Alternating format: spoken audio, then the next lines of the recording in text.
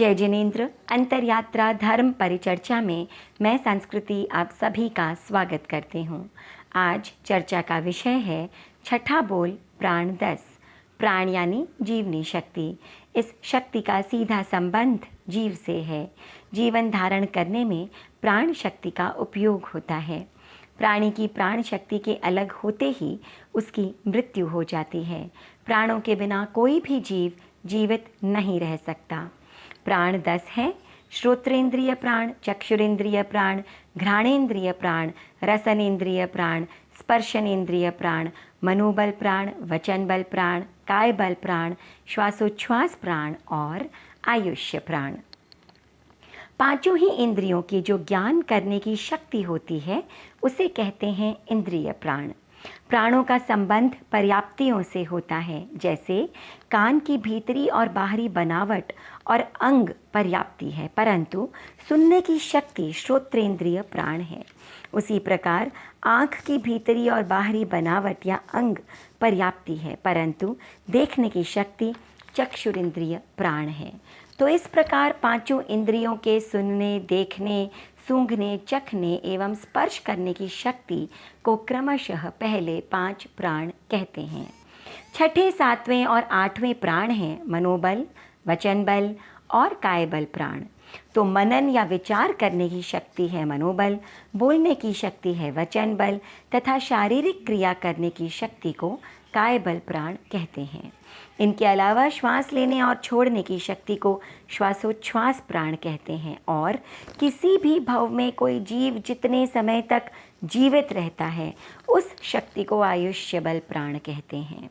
आयुष्य प्राण के समाप्त होते ही जीव मर जाता है।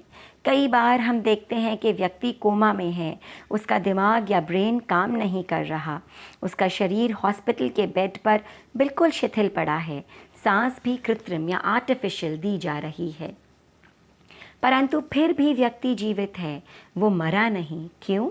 क्योंकि उसका आयुष्य अभी शेष है और एक क्षण ऐसा आता है जब डॉक्टर उसे मृत घोषित कर देते हैं। ये वो स्थिति है जब आयुष्य शेष हो जाता है और प्राण शरीर को छोड़कर चले जाते हैं।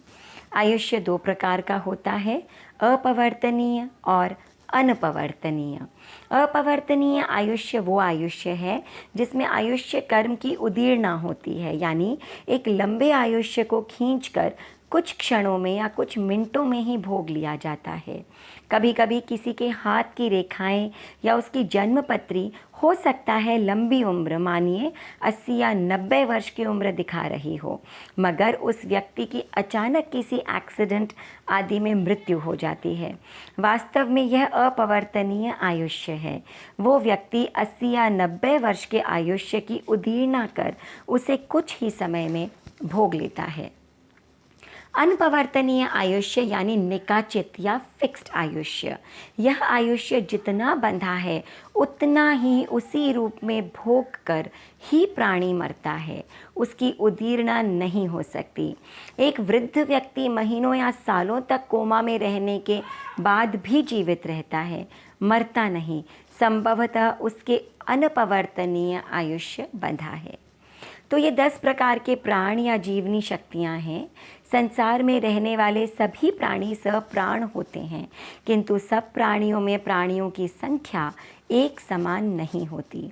एकेंद्रिय प्राणियों में स्पर्शनेन्द्रिय, काय बल, श्वासोच्छ्वास और आयुष्य, ये 4 प्राण ही होते हैं।